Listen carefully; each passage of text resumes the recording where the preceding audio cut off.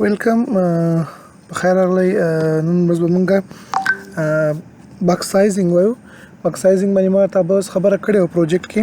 بیا مې وویل چې تاسو ته تفصیلا یو ویډیو په بکس سایزینګ باندې جوړوم تر څو تاسو ښه پرې پوه شئ. مونږ به یو جنرال سلیکټر اخیستلو. اول ته مونږ چې دا بیا بکس سایزینګ چې هغه مونږ بارډر بکس کولو. بکس سایزینګ دوه ویډیوز اخلي، یو بارډر بکس او بل چې دا کنټینټ بکس کنه. نو اوس راځو په هغه باندې خبرې کوو چې دواړه څه طریقې سره کار کوي. راځو بکس سایزینګ وایو نن موږ. صحیح ده. عادي صرف دلته کې زه یو دانه هیډ ون اخلم، دلته به زه ولیکم چې today we are going to learn my god بکس سایزینګ. صحیح شو. دا نن ورځ زموږ ټاپک ده. دا مې واخیستلو. اوس به دې نه بس یو دانه ډیب اخلم، ساده عادي ډیب اخلم چې تاسو پرې ښه صحیح پوه شئ. ډیب مې چې کله واخیستلو دلته به راشم کوم انټرنل سی اس اس او دې کې موږ څه وکړو سټایل واخلو. سټایل دننه به راشو ډیب ته موږ دننه سټایل ورکو. ډیب ته موږ څه وکړو دې کې به ورته سایز ورکو، ویټ به ورته ورکم چې ویټ د دې شو فرض کا 1500 پکسله او هایټ به ورته ورکم چې 600 پکسله. اوس تاسو ورته ګورئ زموږ سره یو دانه ډیب جوړیږي او د دې سایز به څه طریقې سره راځي او دې ته به زه داسې کار وکړم چې تر څو فلحال نه ښکاره کېږي. او بارډر به ورته ورکړم او بارډر باید څنګه اوسي 2 پکسل اوسي او سولیډ اوسي او ریډ اوسي. صحیح ده. دا موږ راشو اوس به دا رن کو اوپن ویت لایف سرور به کو. ګورئ ورته زما سره یو دانه بارډر جوړ شول، دی هغه ډیب را سره جوړ شو. زما سره عادي یو دانه ډیب ده. اوس راځو چې بارډر بکس سایزینګ سره کوم ته کار کوي. موږ ولې بکس سایزینګ اخلو؟ اول به زه داسې کار وکړم چې دا شی مابین ته کړم چې مابین ته شي لږ به واضح ښکاري، بیا به ډېره مزه وکړي. هیډ ون ده، دا به هم راواخلو، کلر به ورته چینج کړو، ریډ به یې کړو، سایز به ورته چینج کړو او بل به چې ده ټیکسټ لاین به سینټر ته کړو. دا خو تاسو په دې شیزونو باندې پوهېږئ. صحیح ده. تر څو دوباره مو لږ لږ تکرار شي نو ځکه ما دا شیزونه وویل. ته به زه مارجن ورکړم، مارجن به څنګه کوم بر او ټاپ نه به یې چې ده اټو کړم او د مابین او سایډونه به یې 50% کړم. صحیح ده. نو چې اوس ګورو څه طریقې سره کېږي.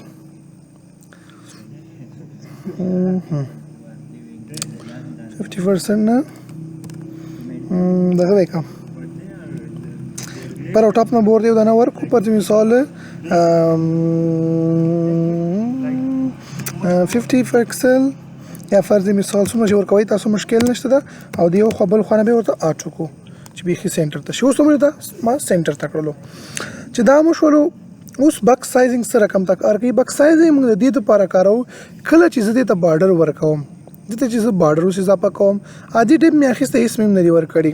چې زه کله دې ته اوس بارډر ورکوم، زما په کار دې ته زه یو بارډر ورکړم، زما بارډر په کار ده. نو دا داسې کوي چې دا زیاتېږي، دې کوم ویټ چې دا هغه هم ورسره څنګه کېږي زیاتېږي، زیاتوالی کوي. ګورئ اوس دلته ګوره ای سره ده او دې کې د بي سره ده. نو چې کله زه دې ته بارډر زیاتوم دا په خپله باندې څه کوي، دا زیاتېږي، زیاتوالی کوي. ګوره ورته زه راځم د دې بارډر چې دا زه سل کوم، 100 پکسله مې کړو.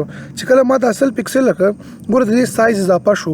مخکې ای کیو دا ګوره چېرته لاړلو ان وای ته ورسېدلو او دا دې ته راغلو.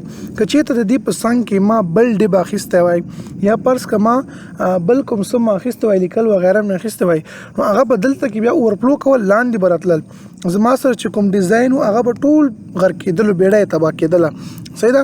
په دې خاطر چې هغه سایز خراب نه شي، زموږ سره ډیزاین خراب نه شي، کوالټي د دې شي خراب نه شي، نو موږ څه کوو بارډر بکس اخلو. بکس سایزینګ چې دا هغه موږ بارډر بکس اخلو. په دې خاطر یې اخلو تر څو ګوره که زه راشم او دې ته ګوره اوس دا به زه لږ صحیح کړم، ته به زه ټو ولیکم. ها اوس که زه راشم او دې ته زه بکس سایزینګ نه دا دغه واخلم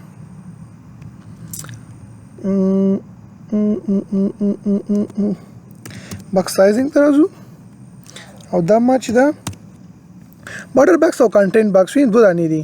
زه دا چې ته بارډر باکس واخلم کنټینټ باکس بای ډیفالت د کوای خلک نه مشکل نشته.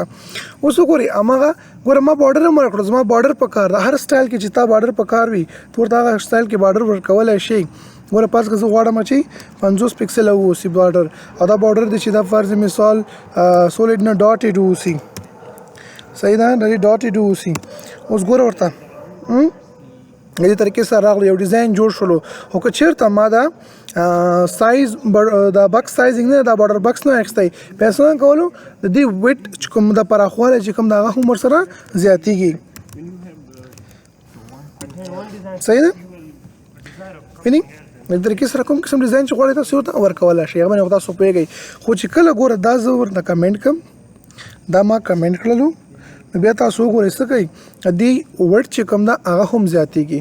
که زه مارجن ورکوم دا به نور هم زیات شي ځکه موږ ویلي وو چې دا مارجن او ویټ چې ده پیډینګ او مارجن چې ده یا بارډر چې موږ کوم ورکوو هغه خپله دې سره څه کېږي اضافه والی راولي د ویټ په سایز کې د ډیب یا وغیره چې هر الیمنټ موږ اخلو د هغه په سایز کې څه کوي اضافه والی راولي.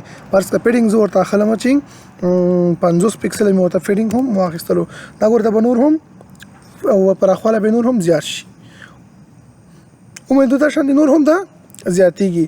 او دې طریقې سره که چېرته موږ پیډینګ اخلو مارجن اخلو یا زه ورته بارډر سایز زیاتوم نو دا په خپله باندې څه کوي دا زیاتوالی کوي. مارجن سره همدا شانتې مارجن خو نه خو پیډینګ بارډر که موږ چېرته اخلو هغه څه کوي زیاتوالی کوي. نو په دې خاطر چې د دې پراخوالی زیات نشي د دې الیمنټ دې پراخوالی زیات نشي دې کې کوم اثر رانشي په خپل ځای باندې پاتې شي موږ بیا داسې کوو چې دې ته کوم بکس سایزینګ د هغه موږ ورته همدا شانتې پرېږدو بارډر بکس کوئ ورته دې موږ څنګه کوو کله چې موږ ویب سایټ شروع کوو اول ورته موږ دا څنګه کوو بارډر بکس کوو. نو بیا که موږ په بل څه کې تغیرات راولو هغلته کې همغه مربوطه چې کوم موږ په کوم هر الیمنټ کې موږ لګیا یو هغه ته موږ سایز ورکوو په خپل اندازه باندې طریقې سره هغې کوم تغییر نه راځي که بارډر موږ هر څنګه واخلو او بیا کې څه مشکل موږ ته نه پیښیږي. بل راځم زه کنټینټ باکس که فرض که دا خو ما سره بارډر باکس و او زه که چېرته واخلم کنټینټ باکس دا بای ډیفالټ ویلیو دا هیڅ همغه شانتې راځي ګوره همغه سایز بېرته خپله اضافه کېږي. نو دا کوم اثر او تغییر نه راولي دا بای ډیفالټ ویلیو ده او هغه چې دا ویلیو موږ دې دپاره ورکوو تر څو که موږ بارډر اخلو یا نور کوم موږ ورته پیډینګ اخلو مارجن پیډینګ اخلو بیا په دې کې کوم تغیرات باید په ویټ کې د پراخوالي کې چې کوم دا کوم تغیرات را نشي دې دپاره موږ بیا بارډر باکسینګ سایزینګ چې د هغه بارډر باکس کوو. دا چې کله وشو دې پسې موږ وریبلز وایو یا کویریز وایو ځینې څو ټاپکې پاتې دي زموږ سره سی اس اس نور ختم ده او سی اس اس نه ځان خلاصو بیا جاوا سکرپټ وایو جاوا سکرپټ باندې تر څو تاسو پوه شوئ او دا مو یاد شولو هغه نه پس بیا موږ ځو بورډ سټیپ وایو ځکه چې اول بورډ سټیپ نشو ویلی چې بیا زموږ نه ډېر شیزونه پاتې کېږي هلته هغه ضرور ده که نه ځکه دریو شیزونو دپاره موږ فرنټ اینډ دپاره مکمل چې ده بورډ سټیپ یو فریم ورک ده نو باید چې هغه زموږ ویلي وي تیار مزده وي یاد مو وي سر به مو خلاص شوی وي بیا موږ ته هغه ډېر زیات اسانه واوسي او ډېر لږ وخت کې به موږ وکولی شو چې کار پکې وکړو زده یې کړو.